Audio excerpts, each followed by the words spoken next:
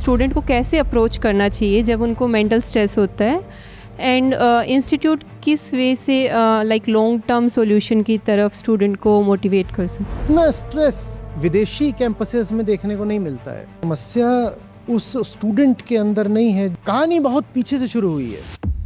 भारत शायद इकलौता देश होगा जिसने एक पूरा शहर बसा दिया है कोचिंग के नाम पर।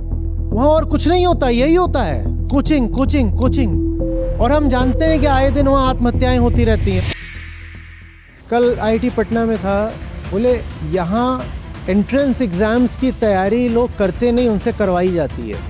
यही कमी देख करके 2006 में अद्वैत लाइफ एजुकेशन शुरू करी थी मैंने। दो व्यवस्थाएं हैं और स्टूडेंट उन दोनों व्यवस्थाओं का उत्पाद भी है, शिकार भी है। I am a second year PhD student here. So मैंने IITs में देखा है कि स्टूडेंट्स काउंसलिंग के लिए जाते हैं और IIT भी काफ़ी पैसे स्पेंड कर रहे हैं काउंसलिंग सर्विसेज के लिए, और स्टूडेंट को शॉर्ट टर्म में रिलीफ भी मिलता है, उनका मेंटल शॉर्ट टर्म में रिलीफ, हाँ, मेंटल स्ट्रेस कम होता है। But my question is what is the like how should मतलब स्टूडेंट को कैसे अप्रोच करना चाहिए जब उनको मेंटल स्ट्रेस होता है, एंड इंस्टीट्यूट किस वे से लाइक लॉन्ग टर्म सॉल्यूशन की तरफ स्टूडेंट को मोटिवेट कर सकते हैं। देखिए, सबसे पहले तो जो पूरा सवाल है ना, बैठिए, उसमें स्टूडेंट शब्द आया 3 बार 4 बार आया। स्टूडेंट है, स्टूडेंट को काउंसलिंग की ज़रूरत है, स्टूडेंट जाता है, ऐसा वैसा ये सब। इससे हमें ये भ्रम हो जाता है कि समस्या स्टूडेंट में स्थित है, कि 10 स्टूडेंट हैं, उसमें से 1 या 2 को ही इतना स्ट्रेस हो रहा है कि उन्हें काउंसलिंग की ज़रूरत पड़ रही है, तो ये जो 1-2 हैं यही अपवाद हैं, तो दोष इन्हीं में होगा। नहीं, ऐसा है नहीं शायद। और आप जैसा कह रही हैं, स्टूडेंट पर ही ध्यान दोगे तो रिलीफ तो दे पाओगे। आपने रिलीफ कहा था। स्टूडेंट पर ध्यान दोगे तो रिलीफ तो दे पाओगे, समाधान नहीं दे पाओगे, क्योंकि समस्या सचमुच उस स्टूडेंट के अंदर नहीं है जो मेन गेट से प्रवेश करता है किसी डिपार्टमेंट में एडमिशन लेकर के, उसमें नहीं है। हम ऐसा प्रदर्शित करना चाहते हैं जैसे कि जिस दिन वो यहाँ आया बीटेक या किसी भी अन्य प्रोग्राम में, उस दिन समस्या शुरू होती है, क्योंकि स्टूडेंट तो उसी दिन बनता है ना, जिस दिन कैंपस में आ जाता है। नहीं, ऐसा नहीं है। 2 व्यवस्थाएं हैं और स्टूडेंट उन दोनों व्यवस्थाओं का उत्पाद भी है, शिकार भी है।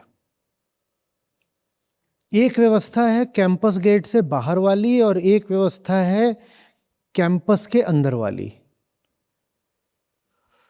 स्टूडेंट का वास्ता उन दोनों से है, और ये दोनों व्यवस्थाएं आपस में प्रतिक्रिया करके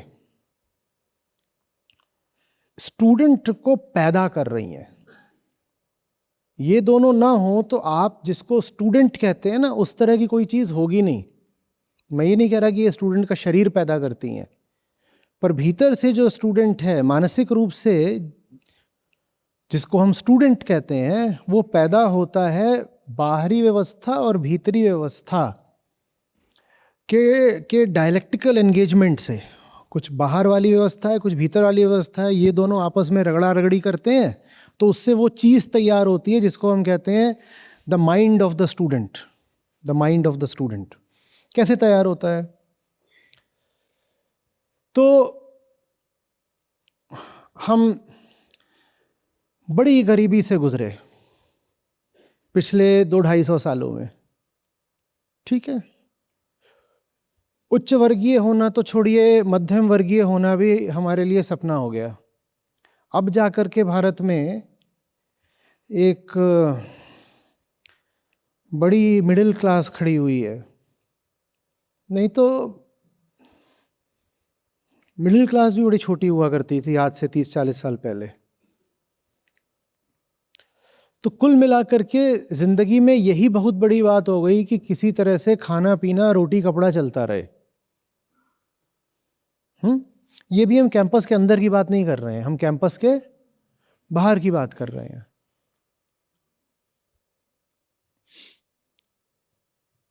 गरीब है देश, बहुत गरीब है देश, और उसमें स्वतंत्रता के ठीक बाद सरकार तय करती है, विशेषकर उस समय प्रधानमंत्री हैं नेहरू, कि हमें अंतर्राष्ट्रीय स्तर के उच्च शिक्षा के संस्थान खड़े करने हैं। इनको मंदिर कहा करते थे, मंदिर। अब ये जो आपने संस्थान खड़े कर दिए, ये द्वीप हैं, ये आइलैंड्स हैं। किस चीज के? क्वालिटी के। और द्वार हैं किस चीज के? प्रॉस्पेरिटी के। क्वालिटी के द्वीप हैं, छोटे छोटे छोटे छोटे, और प्रॉस्पेरिटी के द्वार हैं। वरना देश में कहीं भी कहां कुछ बहुत उच्च गुणवत्ता का है? कुछ भी नहीं। हमारी कोई भी व्यवस्था, आर्थिक, सामाजिक, राजनीतिक, कुछ भी ऐसा नहीं है जिसको हम कह सकें high class, high quality, international standards, कुछ नहीं ऐसा। अब पूरा भारत कैसे देखेगा इन द्वीपों को?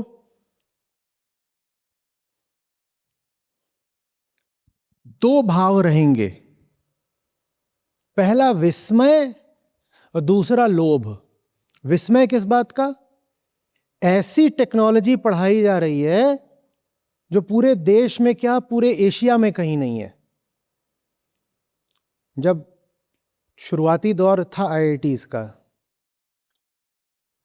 तो एशिया में इनके जैसे कोई संस्थान नहीं थे। अब तो चीन, जापान, कोरिया है, सिंगापुर भी है, पर उस समय पर वो भी पिछड़े हुए थे, क्योंकि जब हमें आज़ादी मिली लगभग तभी वो सब भी आज़ाद हुए थे।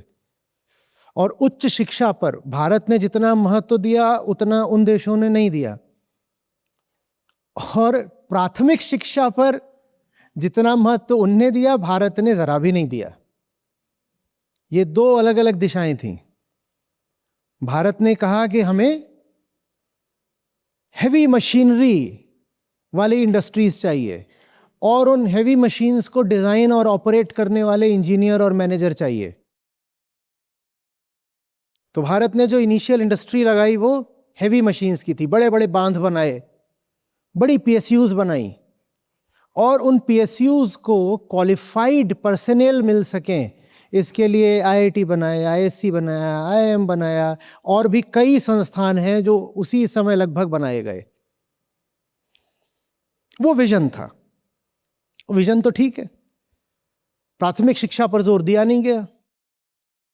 देश 99.9% बदहाल का बदहाल रहा। देखिए, आप आज के स्टूडेंट की बात कर रहे हो, कहानी कितनी पीछे से शुरू हो रही है। उतना पीछे नहीं जाएंगे तो आज की समस्या भी नहीं सुलझा पाएंगे। तो जो बाहर के लोग हैं वो जब एक आईआईटी की तरफ देख रहे हैं, और तब इतनी आईआईटी नहीं होती थी, आज 23 आईआईटीज हैं। शुरुआती दौर में पहले 2, फिर 4, फिर 5, बस इतना ही था। अभी 30 साल पहले तक भी इतना ही था, 4-5 आईआईटीज बस। वो देख रहे हैं तो एक तो विस्मय हो रहा है कि बाप रे बाप, ये हाई क्वालिटी, जहां कुछ भी हाई क्वालिटी नहीं है। रेलवे रिजर्वेशन तक नहीं होता जहां, वहां कंप्यूटर साइंस पढ़ाया जा रहा है उसी देश में। जहां पर एक एक काम कागज कलम घिस करके और कतार लगा करके होता है, वहां सिस्टम्स पढ़ाए जा रहे हैं। बाप रे बाप। तो ये तो विस्मय की बात हो गई। और विस्मय से ज्यादा बड़ा क्या था? लालच। क्योंकि एक्सीलेंस के आइलैंड्स थे और प्रॉस्पेरिटी की एंट्रेंस थे।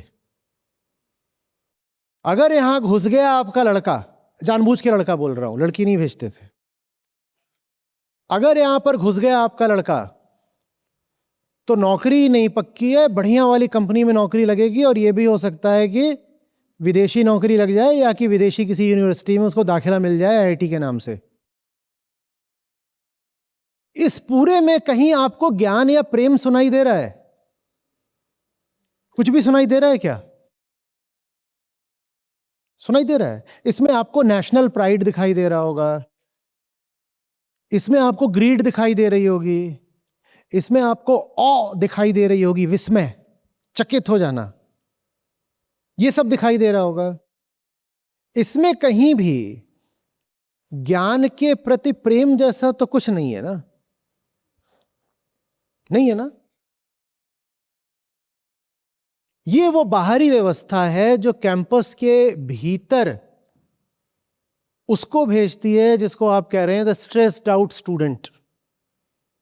कल आईआईटी पटना में था, वहां पर नहीं, उससे पहले जो पटना में जो खुला सत्र हुआ, ओपन सेशन, उसमें किसी ने सवाल पूछा, और वो भी शायद आईआईटीएन ही थे, बिहार के कोचिंग माफिया के बारे में। बोले यहां एंट्रेंस एग्जाम्स की तैयारी लोग करते नहीं, उनसे करवाई जाती है, ये बाहरी व्यवस्था है। स्टूडेंट से एंट्रेंस की तैयारी करवाई जा रही है, तू कर। उसके माँ बाप द्वारा, जिसको वो कोचिंग माफिया बोल रहे थे, उसके द्वारा। और कोचिंग माफिया कोई ऐसा नहीं कि सिर्फ जेई की तैयारी में ही है। जिन्होंने सवाल पूछा वो बोले चाहे जेई की तैयारी हो, यूपीएससी की तैयारी हो, वो माफिया ही है।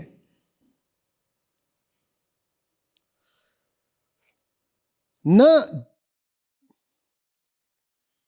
भीतर का कुछ पता है कि मैं कौन हूं, मुझे चाहिए क्या, और न ही ज्ञान से कोई प्रेम है कि मुझे सचमुच मैकेनिकल, कंप्यूटर, इलेक्ट्रिकल, केमिकल कुछ बहुत अच्छा लगता है। कुछ नहीं ऐसा, एक दबाव है बस, और वो दबाव ऐतिहासिक है, 250 साल की गरीबी और गुलामी से आ रहा है। और ऐसी गरीबी कि अभी 100 साल भी नहीं बीते, दुनिया के सबसे बड़े अकालों में से एक से हम गुजर चुके हैं, अभी जब द्वितीय विश्व युद्ध हुआ था।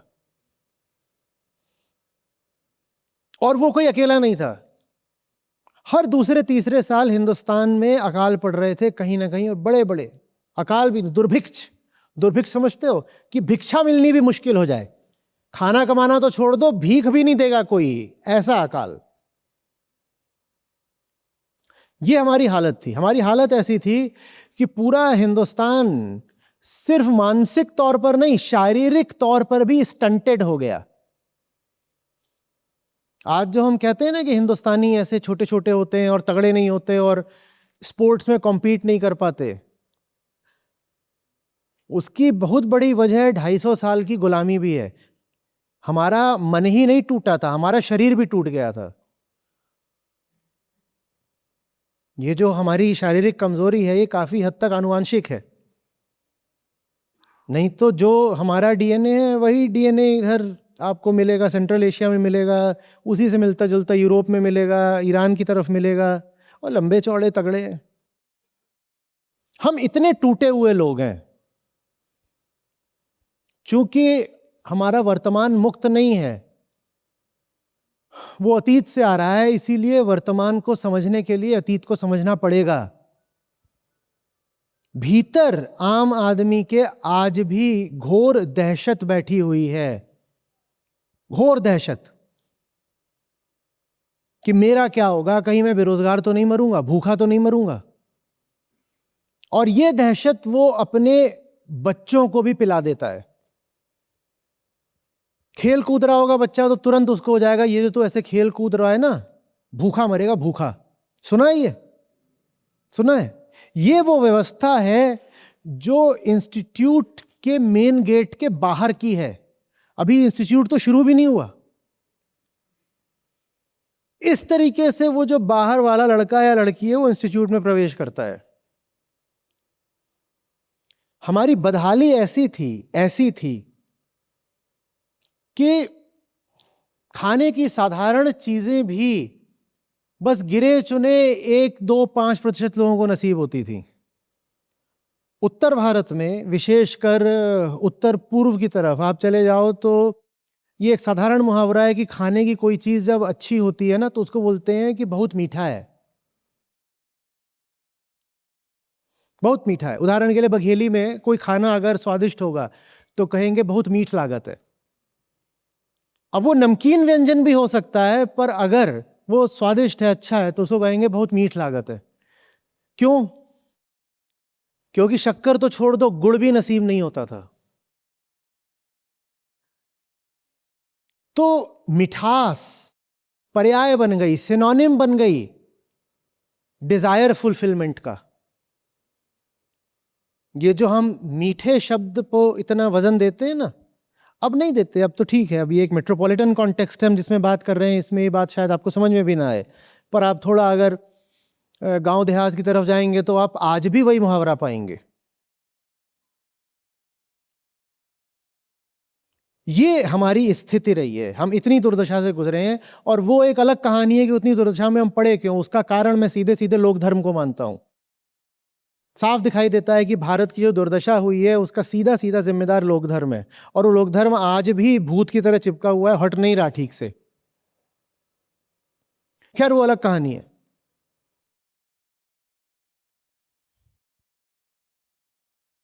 जा पढ़ाई कर, जा पढ़ाई कर। भारत शायद इकलौता देश होगा जिसने एक पूरा शहर बसा दिया है कोचिंग के नाम पर। जानते हैं कौन सा शहर? वहां और कुछ नहीं होता, यही होता है, कोचिंग कोचिंग कोचिंग। और हम जानते हैं कि आए दिन वहां आत्महत्याएं होती रहती हैं। आपने स्ट्रेस का नाम लिया, जोड़ के देख लीजिए, क्या स्ट्रेस इस कैंपस में आने के बाद शुरू हो रहा है? अगर कैंपस में आने से स्ट्रेस हो रहा है तो उस शहर में इतनी आत्महत्याएं क्यों होती हैं?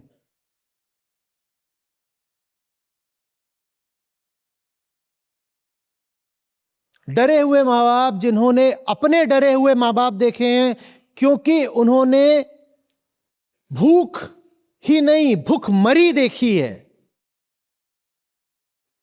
जो पेट पर कपड़ा बांधकर सोए हैं ताकि किसी कदर नींद आ जाए। हम वहां से आ रहे हैं और ये बहुत पीछे की नहीं है, 3-4 पीढ़ी पीछे की बात है। अच्छा, आप सब यहां बैठे हुए हो दिल्ली में, बहुत सारे आप IITian भी हो, बाकी लोग भी बहुत सारे दिल्ली के ही रहने वाले होंगे। आप में से कितने लोग हैं जो 3-4 पीढ़ी पहले ही गांव में रहते थे? 3-4 पीढ़ियां पीछे जो गांव से आ रहे हैं, ये लोग सब के, ये हम हैं, ये हम हैं। हमें उस ग्रामीण भूखमरी से निकले बहुत समय अभी नहीं हुआ है। हम वहां से बाहर निकल आए हैं, लेकिन वो भूख हमसे बाहर नहीं निकली है। हम आज भी भूखे हैं और हम आज भी डरे हुए हैं, बहुत डरे हुए हैं। क्योंकि अंग्रेजों ने तो 200-250 साल की गरीबी दी। उस गरीबी से भी कहीं पुरानी हमारी गुलामी है।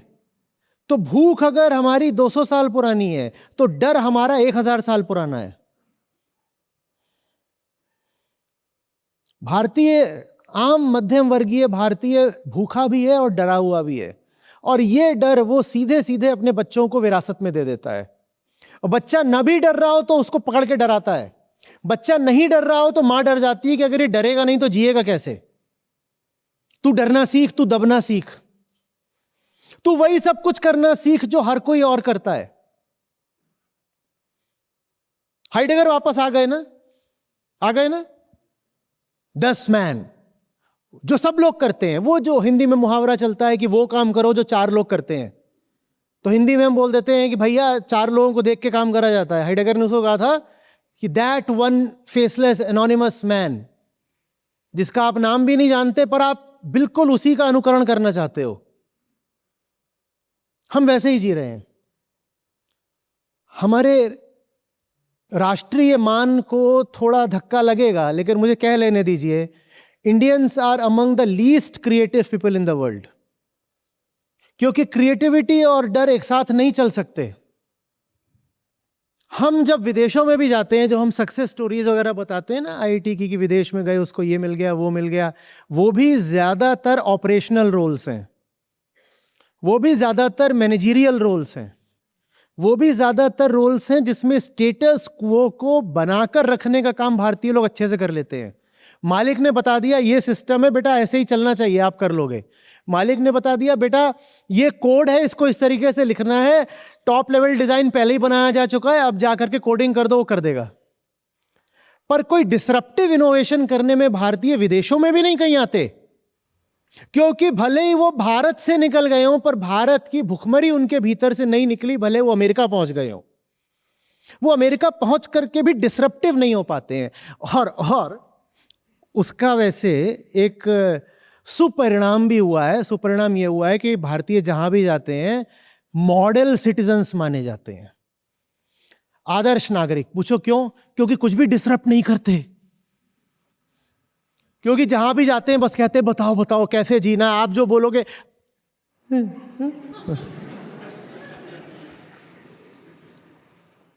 तो हाल तक दुनिया के सब देश भारतीयों को बड़े प्यार से बुला लेते थे कि आ जाओ, इनको बुला लो, ये बिल्कुल गाय है, जो बोलोगे करेगा, आवाज नहीं उठाएगा, जो नियम बनाओगे सब नियम कायदों का पालन करेगा।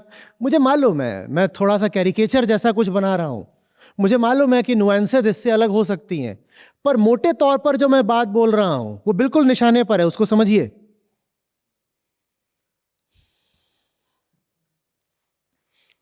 हम बहुत डरे हुए हैं, हम कुछ नया नहीं कर सकते। हमें अगर किसी ने बता दिया कि आईआईटी आकर के आपका बच्चा अब बेरोजगार नहीं मरेगा, तो हम उसकी जान के पीछे पड़ जाएंगे कि घुसेड़ो इसको आईआईटी में। और ये बात शायद आज से 30-40 साल पहले थोड़ी सी वैध भी रही हो, क्योंकि तब दुनिया में, भारत में रोजगार के इतने अलग अलग साधन नहीं थे, इतनी शाखाएं नहीं थी। आज तो ऐसा कुछ है भी नहीं, बिल्कुल ऐसा कुछ नहीं है। आप जिस भी क्षेत्र में चाहो अच्छे से कमा खा सकते हो, कोई समस्या नहीं आएगी। और साथ ही साथ एक चीज और हुई है, आईआईटी में 20,000 सीटें कर दी हैं, तो इसका मतलब ये है कि आईआईटी आके भी आप कमा खा लोगे, इसकी कोई गारंटी नहीं है। मैं जब घुसा था तो 2,000 सीटें थी, 2,000 सीटों के लिए प्रतिस्पर्धा होती थी। अब 20,000 सीटें हैं। मैं जब घुसा था तो 5 आईआईटी थी, अब 23 आईआईटी हैं।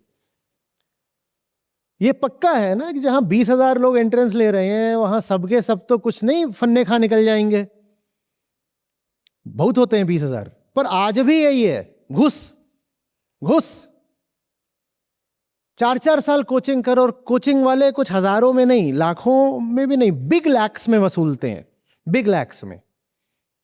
चाहे वो आईटी की कोचिंग हो, यूपीएससी की कोचिंग हो, और कितनी सारी और कोचिंग चलती है ना सरकारी नौकरियों की, जो आपकी स्टेट सर्विसेज होती हैं और बैंकिंग सर्विसेज और सब कुछ, ये जो भी है, कैट, IIM कैट होता है, जिस भी चीज़ की कोचिंग हो, वो अब ऐसा नहीं होता कि आपका 10-20-50 हज़ार में काम हो जाएगा।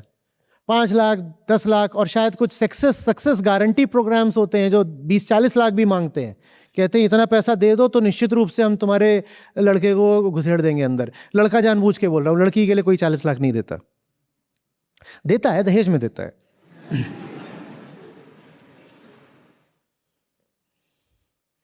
ये सब अभी गेट से बाहर चल रहा है, अभी तो गेट के अंदर भी नहीं आया, और आप कह रहे हैं कि स्ट्रेस गेट के अंदर होता है। ये सब तो गेट के बाहर चल रहा है और उसके पैदा होने से चल रहा है।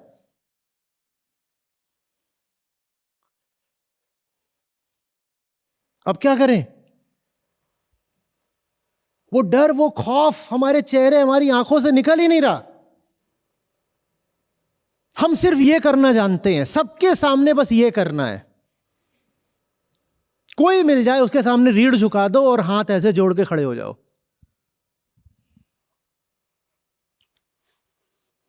कोई भी हो,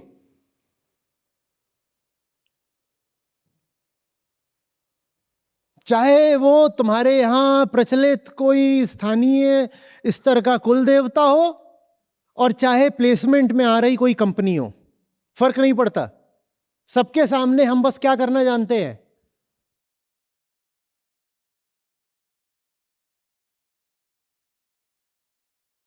बहुत भारी बूट के तले रौंदा गया ये राष्ट्र, और उसकी पीड़ा से अभी भी उबर नहीं पा रहा। कहानी बहुत पीछे से शुरू हुई है। कहानी वहां से शुरू हुई है जहां से धर्म को विकृत करके लोक धर्म बनाया गया। उस विकृति की वजह से भारत को हर क्षेत्र में पराभव और पराजय झेलनी पड़ी। वही पराभव, वही पराजय, फिर भूख बन गए, महामारी बन गए, अकाल बन गए, और वही भूख, वही हार, वही चोट आज एक एक अभिभावक, एक एक माँ की छाती में बैठी हुई है। और वो कहते हैं अपने बच्चे को किसी तरह बचाना है, उसको बचाने के लिए उसको आईआईटी भेज दो ना।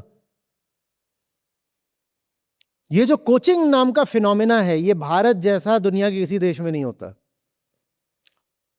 दूसरे देशों में भी होता है, उसको टेस्ट प्रेप इंडस्ट्री बोलते हैं। क्या बोलते हैं? Test prep industry. उसका एक साधारण सा आकार होता है, वो एक साधारण फॉर्मल सी चीज होती है। पर भारत में जो हो रहा है ये यूनिक है, ये फिनोमिनल है।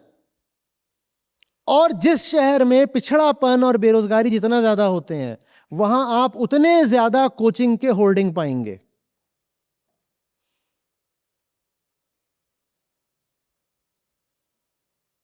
मैं कोचिंग को जिम्मेदार बिल्कुल नहीं ठहरा रहा हूं। कोचिंग फंडामेंटल नहीं है। अगर ये जो बीमारी है, इस बीमारी में फंडामेंटल कोचिंग नहीं है। इस बीमारी में जो फंडामेंटल है वो इतिहास है, वो बहुत पीछे तक जाता है।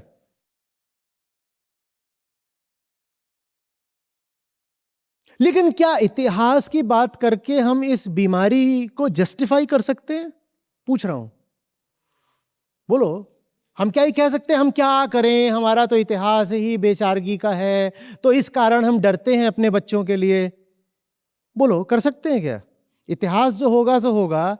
हम आज क्यों इतने अजीब तरीके से व्यवहार कर रहे हैं? इतिहास तो वो ना जो बीत गया, तो जो बीत गया वो बीतने क्यों नहीं देते? उसको पकड़ के ढो क्यों रहे हैं?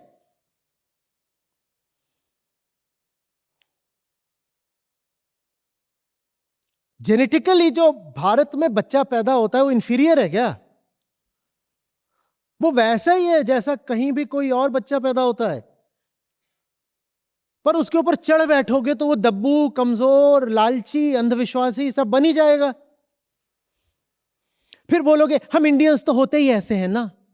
कैसे ऐसे ही होते हैं बताओ ना? जेनेटिकली ऐसे होते हैं। जेनेटिक्स में तो कोई अंतर है नहीं। हम अपने बच्चों को दब्बू बनाते हैं, उनके अंदर तनाव डालते हैं।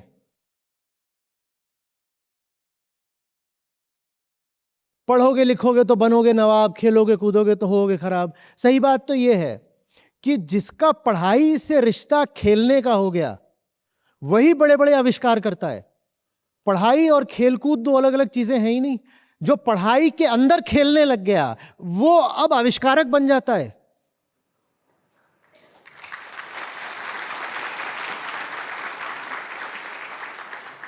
पर हमने विभाजन कर दिया, हमने दो फाड़ बना दिए। तू खेलने नहीं जाएगा बिल्कुल, तू खेलने नहीं जाएगा बिल्कुल, खेलने नहीं जाएगा, तू पढ़ाई कर, तू पढ़ाई कर। मेरी जिंदगी में भी लगभग 4 साल का समय ऐसा था जब मैं बिल्कुल नहीं खेला, क्योंकि हवाएं ऐसी थी कि दिमाग में भी नहीं आता था कि खेला जा सकता है। 10th का बोर्ड है, 12th का बोर्ड है और जेई एंट्रेंस है, ये टाइम खेलने का थोड़ी है।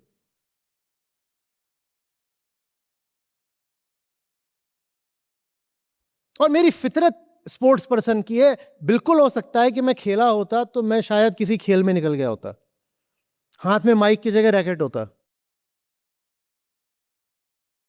पता नहीं अच्छा होता बुरा होता, अच्छा बुरा का फैसला करने वाले हम कौन होते हैं अब, पीछे की बात।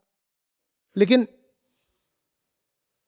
एक एक एक कन्वेयर बेल्ट है, उस पर आप डले हुए और उस पर आपको चलना है। कोई जानने पूछने वाला नहीं है कि तुम्हारे भीतर उस पर चलने वाली प्रकृति है भी कि नहीं है।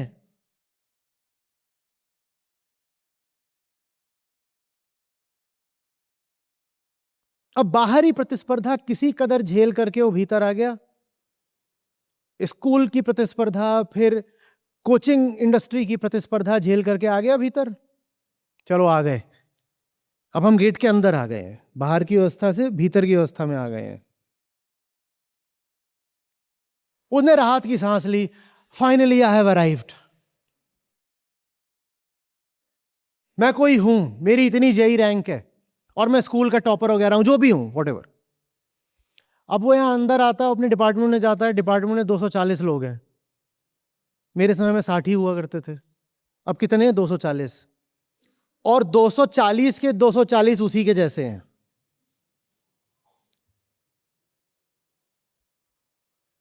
समझ में आ रही है बात? दुबे जी से वो जीत कर आ गया क्योंकि वो चौबे जी है। यहां भीतर आता है तो पाता है कि यहां जितने हैं सब छब्बे जी हैं। उसको पहले इसी बात का खूब स्ट्रेस होता था कि ये जो कोचिंग वाले हैं इनसे कैसे कॉम्पीट करूं, जो जनरल क्राउड है उससे कैसे कॉम्पीट करूं, टॉप 1% में कैसे आऊं, जेई कैसे क्वालिफाई करूं। इसी बात का उसको बड़ा भारी स्ट्रेस था, और इतना भारी स्ट्रेस था कि सुसाइड्स हो जाती हैं। तो ये जो टॉप 1% है, बाहर किससे ये कॉम्पीट कर रहा था? जो बाकी 99% थे। अब भीतर आया है तो ये जो 1% वाला है, अब ये किससे कॉम्पीट कर रहा है? जो बाकी 1% वाले हैं। अब ये बैठ जाता है, अब ये ध्वस्त हो जाता है। आसमान से गिरे खजूर में अटके। क्योंकि अगर 240 लोग हैं किसी डिपार्टमेंट में, तो 240 के 240 अल्ट्रा कॉम्पिटिटिव है। बहुत सारी इंटेलेक्चुअल बाधाएं पार करके यहां पर आए हैं ना। लेकिन अगर 240 लोगों का डिपार्टमेंट है तो उसमें किसी की तो रैंक 240 भी होगी ना, होनी पड़ेगी। और भीतर का जो सिस्टम है वो रूथलेस है, वो बात बात में रैंकिंग निकाल देता है। निकल गई रैंकिंग और बाहर से अंदर घुसे थे कि मैं तो कुछ हूं, मैंने ये कर दिया, मैंने वो कर दिया, मेरी इतनी जेई रैंक है। और ये डिपार्टमेंटल लिस्ट लगी और इसमें तुम्हारा नाम कहां पर है? 240वें नंबर पर। कोलैप्स। 240 तो एक है, यहां पर जो 100 के बाद होगा वो भी रो पड़ेगा, क्योंकि उसने कभी सोचा नहीं होगा कि किसी भी लिस्ट में उसका नाम इतने नीचे आएगा, कभी नहीं सोचा होगा। क्योंकि अब ये जो डिपार्टमेंट है उसके लिए क्लासरूम की तरह है। क्लास में तो हमेशा फर्स्ट आता था, सेकंड आता था, बहुत इतना ही रहता था उसका। अब यहां पर आ रहा है तो उसका नाम सबसे नीचे या बीच में, कहीं बीच में है तो भी रोएगा कि मेरा नाम बीच में क्यों आ रहा है। अब ये यहां का सिस्टम है। फिर चूंकि सब के सब एक ही मिट्टी से उठकर आ रहे हैं, हमारा कोई इंटरनेशनल कॉम्पोजिशन तो है नहीं, जैसे जो विदेशी यूनिवर्सिटीज होती हैं ना, उसमें बहुत डाइवर्स मिक्सिंग होती है, अलग अलग नेशनैलिटीज होती हैं, बैकग्राउंड्स होते हैं। और अगर पोस्ट ग्रेजुएट प्रोग्राम्स हैं तो उसमें अलग अलग उम्र के लोग भी होते हैं। यहां पर क्या होता है कि सब एक ही जैसी इकोनॉमिक और साइकोलॉजिकल बैकग्राउंड से उठकर आ जाते हैं। जो एक की कंडीशनिंग है वही दूसरे की है, और जो आपकी कंडीशनिंग है वही आपके सीनियर बैच की है, और उनकी उनसे सीनियर, उनकी उनसे सीनियर ले देके फिर से हम हिस्ट्री में पहुंच गए। तो जो संदेश आता है वो यही आता है, भाई जान लगा दे, देख ले, यही 4 साल है, तूने फोड़ दिया तो फोड़ दिया, लाइफ सेट हो जाएगी। यही 4 साल है। अब वो 4 साल में फोड़ने निकलता है, वो कितनी भी जान लगा ले, 240 की लिस्ट में कुछ पक्का नहीं है उसका नाम कहां पर आएगा, कुछ पक्का नहीं है। क्योंकि ये 240 के 240 पुराने शिकारी हैं। अब वो क्या करेगा? वो क्या करेगा? फिर वो जितना ज्यादा कॉम्पिटिटिव होना चाहेगा वो उतना ज्यादा को करिकुलर्स को इग्नोर करेगा।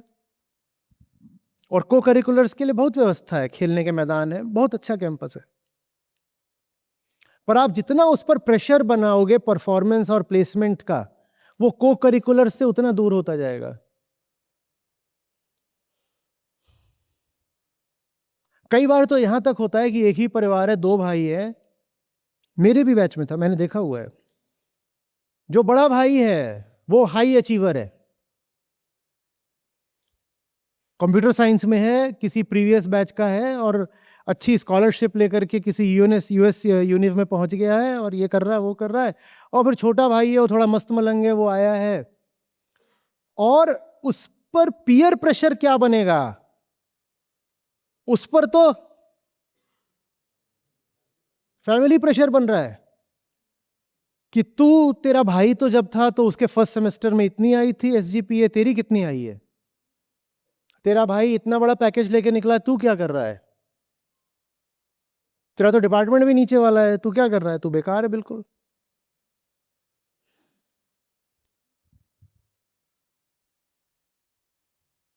समझ में आ रही है बात? हम चाहते हैं कि हम बाहरी भीतरी व्यवस्थाएं वैसे ही रखते हुए सारा दोष स्टूडेंट में निकाल दें। हम ये नहीं कहते कि दोषी है, पर हम ऐसे कहते हैं कि the problem is in the student और द स्टूडेंट इज प्रॉब्लम्ड, ऐसे कह देते हैं।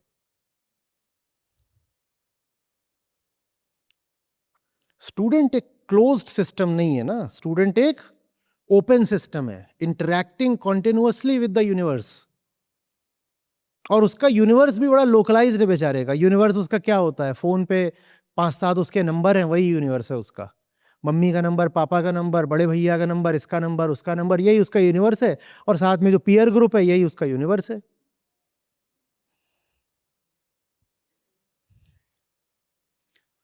बात आ रही है समझ में?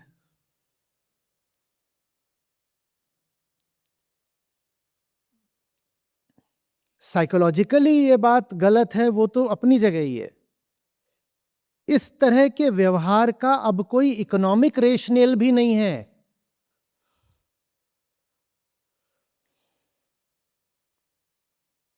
आईआईटी में घुसना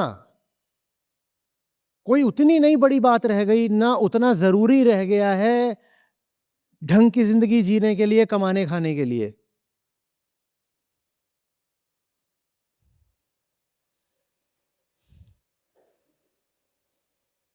कहीं भी घुसना नहीं जरूरी है।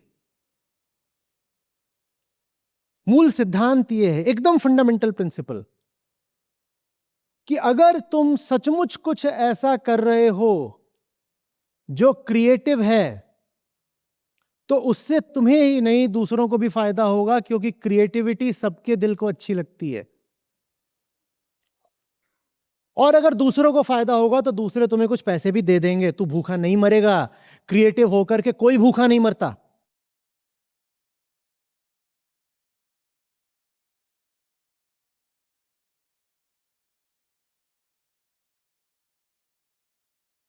आ रही बात समझ में?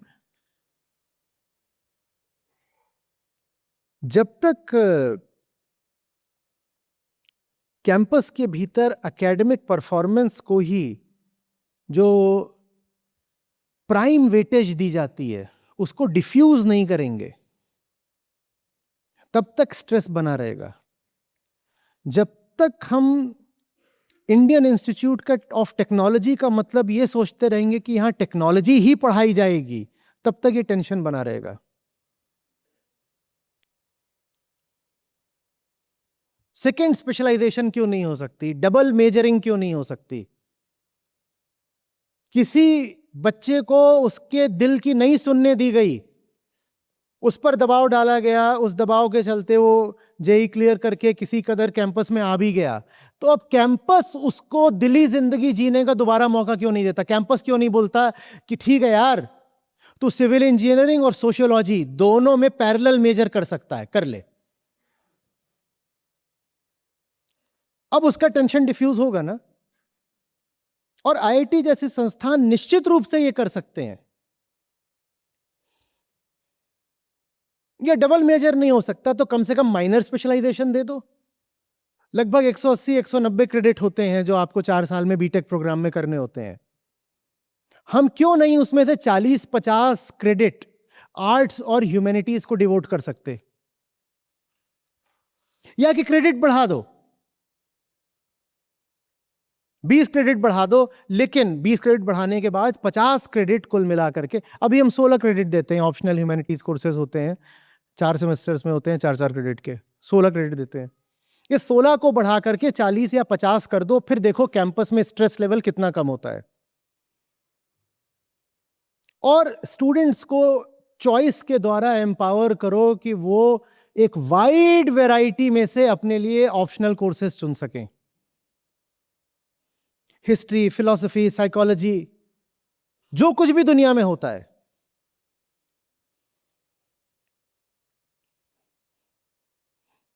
क्योंकि इनोवेशन के फ्रंटियर अक्सर इंटरसेक्शनल होते हैं। वो ऐसी जगह होगी उदाहरण के लिए कि जहां न्यूरोसाइंस मैकेनिकल इंजीनियरिंग से मिल रही होगी, जहां न्यूरोसाइंस मैकेनिकल इंजीनियरिंग से इंटरसेक्ट कर रही होगी, उस जगह पर एक जबरदस्त इनोवेशन होगा। उदाहरण के लिए आपको एक आर्टिफिशियल आर्म बनानी है, तो उसके लिए आपको मैकेनिकल इंजीनियरिंग चाहिए और न्यूरोसाइंस चाहिए। क्यों नहीं हम ऐसे स्टूडेंट्स पैदा कर सकते जो मैकेनिकल इंजीनियर है, जिसने माइनर कर रखा है न्यूरोसाइंस में।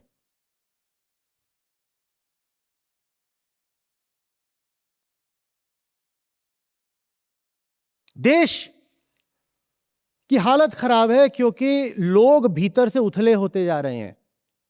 हम अलग अलग तरह की फिलॉसफीज के ऑप्शंस क्यों नहीं दे सकते स्टूडेंट्स को पढ़ने के लिए? हम टेंशन की बात कर रहे हैं। टेंशन साइकोलॉजी के दायरे में आता है। हम कैंपस के भीतर साइकोलॉजी के कोर्सेज ही क्यों नहीं फ्लोट कर देते?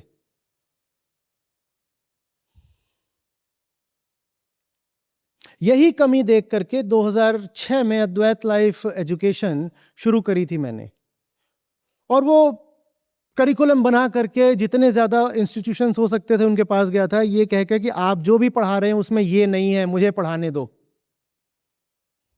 आईआईटी दिल्ली में भी मुझे मौका मिला था 2011-12 में, 2 सेमेस्टर तक पढ़ाया, उसके बाद वो चीज बंद हो गई। और जो मैं बात कह रहा था उससे कोई इंस्टीट्यूशन इनकार नहीं कर पाता था। हाँ, उनको समझ में आ जाता था कि ये चीज अगर हम नहीं पढ़ा रहे हैं तो कमी रह जा रही है, बड़ी कमी, अ बिग होल। लेकिन फिर कभी लॉजिस्टिक्स आड़े आ जाता था, कभी कंसेंसस आड़े आ जाता था, कभी अलग अलग स्टेक होल्डर कॉन्स्टिट्यूएंसीज आड़े आ जाती थी। पेरेंट्स ऐसा कह रहे हैं, ये ऐसा कह रहा है, डिपार्टमेंट्स कह रहे हैं टाइम कहां से निकालें, वी आर ऑलरेडी चोक्ड।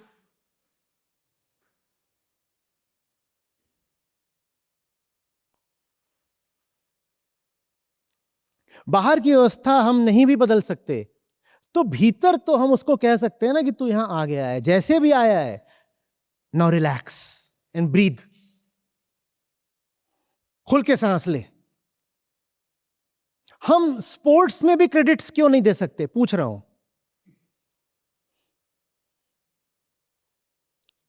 कोई अगर अलग अलग तरह की कॉम्पिटिशन्स हैं, उसमें वो सचमुच परफॉर्म करके दिखा देता है कि मैं कर सकता हूं, मान लीजिए इंटर आईआईटी में इंटर आईआईटी स्पोर्ट्स मीट्स होती हैं, उसको इस बात के लिए भी क्रेडिट्स क्यों नहीं मिल सकते?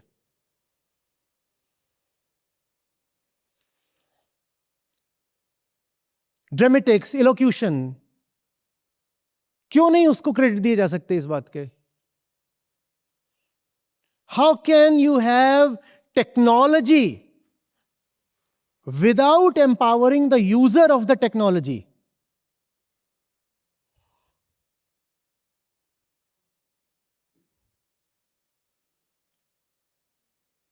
मैं भी 4 साल कैंपस में था, लटकाड़ दिया था कि जहां कहीं भी को करिकुलर्स कुछ भी हो रहा होगा जाऊंगा जरूर, लेकिन मुझे फिर क्लास मिस करके जाना पड़ता था। सिस्टम के खिलाफ जाकर जाना पड़ता था।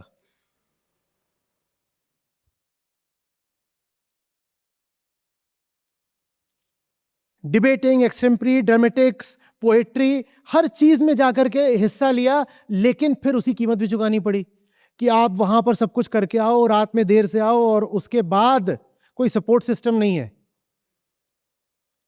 सिस्टम इस बात को एक्नॉलेज ही नहीं कर रहा है कि इस लड़के ने जेन्युइनली अपना क्रिएटिव टाइम कहीं पर लगाया है। सिस्टम के लिए मैं एक एब्सेंटी हूं कि ये तो क्लास छोड़ के कहीं और गायब था।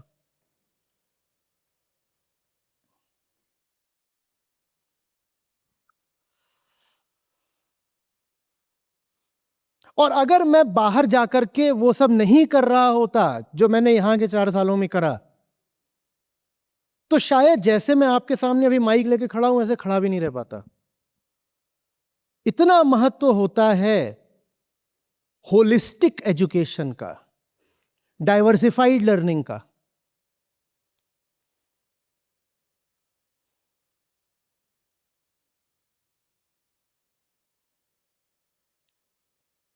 समझ में आ रही है बात? ये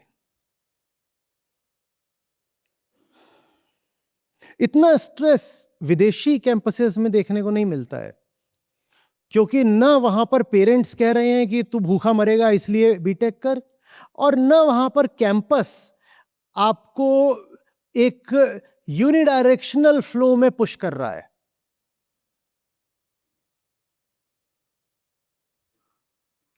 एक जो बहुत बड़ा अंतर होता है इंडियन प्रीमियर इंस्टीट्यूशंस और बाहर होता है, the share number of elective optionals.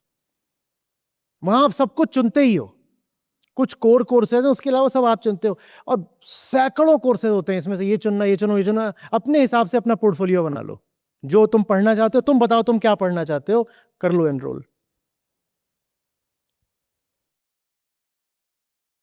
जाहिर है कि अब स्ट्रेस लेवल्स कम रहेंगे।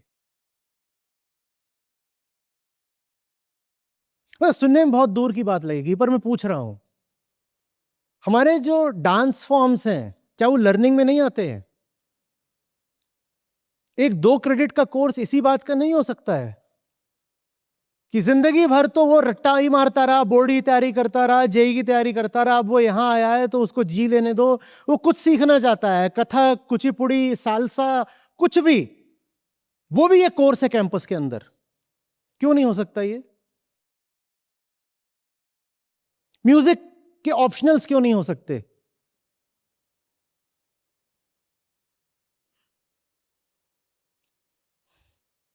यूनिवर्सिटी का और क्या मतलब होता है, विश्वविद्यालय का और क्या मतलब होता है?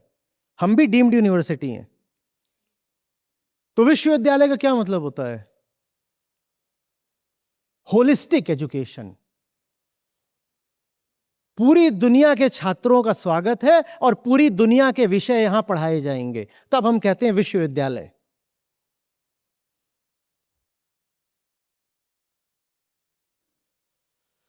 फॉरेन लैंग्वेजेस के कोर्सेज क्यों नहीं हो सकते?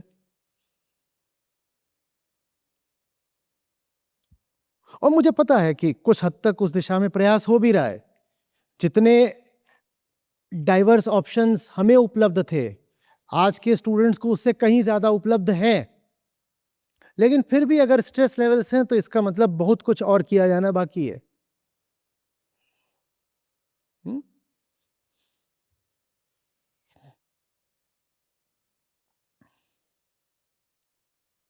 थैंक यू आचार्य जी। ये तमन्ना लेकर के मैं चला ही जाऊंगा, लेकिन चाहता यही था कि एक ऐसी जगह हो जिसको एक कोण से देखो तो कहो मंदिर है और दूसरे कोण से देखो तो कहो विश्वविद्यालय बनाना चाहता था। ताली की कोई बात नहीं है, अफसोस की बात है कि कभी बनेगा नहीं, नहीं हो पाएगा।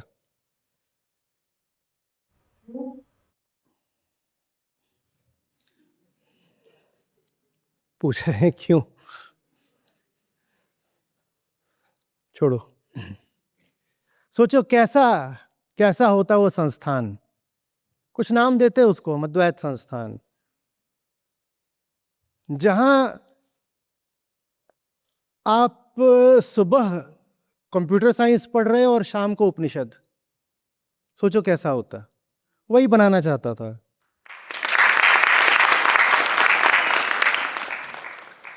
बनेगा नहीं शायद।